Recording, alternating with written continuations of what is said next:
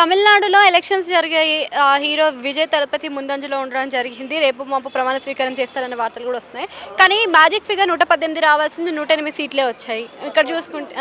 ఇక్కడ చూసుకుంటే అన్నా డీఎంకే పార్టీ అయితే బీజేపీలోకి పొత్తులో ఉంది. ఈ రోజున ఆ పార్టీ నుంచి 40 మంది ఎమ్మెల్యేల వరకు వస్తున్నారు అని చెప్పేసి ఒక రూమర్ నడుస్తుంది. మరి బీజేపీతో కలుస్తారా? ఆల్రెడీ అయితే కాంగ్రెస్తో కలిశారు. మరి ఎలా ఉంటుందంటారు? కాంగ్రెస్ మధ్యన ఎవరు బీజేపీ ఉంది పైన. ఇప్పుడు ప్రతిదీ కావాలన్నా ఏది కావాలన్నా బీజేపీ నుంచే రావాలి, పైనుంచే. బీజేపీ వాళ్ళని కలుపుకుంటే బాగుంటుంది.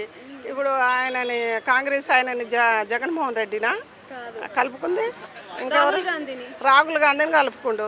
రాహుల్ గాంధీ ఎందుకు కలుపుకుండు? ఈయన పడలేకనా? విజయ్ అంటే విజయ్ ఆయన ఏదో అందరూ పవన్ కళ్యాణ్ అని ఏదో కించపరిచి నేను గెలిచిన ఆయన గెలిచిండని అది ముఖ్యం కాదు. పవన్ కళ్యాణ్ ఏం చేసిండో నేను తర్వాత చెప్తా. ఇప్పుడు ఏంటంటే ఎప్పుడు దాంట్లో ఇంకొకరు ఎవరు పాల్గొనలేదు కాబట్టి ఈసారి విజయ్ వచ్చిండు. విజయ్ వచ్చినా మరి అన్ని సీట్లు రావాలి కదా, ఎందుకు తక్కువ వచ్చినాయి? ఇప్పుడు తక్కువ వచ్చినా రాహుల్ గాంధీని కలుపుకున్నాడు. రేవంత్ రెడ్డి కనుక ఆ పార్టీది ఏమైందో ఇది కూడా గంత అవుతుంది. ఇలా ఆయన గెలిచిండని సంబరం కాదు, చెయ్యాలి పనులు ఏదైనా ప్రతి ఒక్కళ్ళు ఆటోళ్ళకు చేయాలి.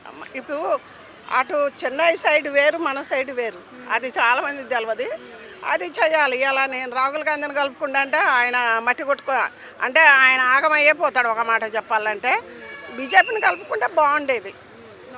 అంటే ఇప్పుడు తమిళ్లోనే కాకుండా చెన్నై సైడే కాకుండా ఏపీలో కనుక పోటీ చేస్తే విజయ్ ఏమన్నా సీట్లు వచ్చే అవకాశం ఉందంటారా? విజయ ఇంకా ఈడికే 4, 5, 10 తగ్గినాయి.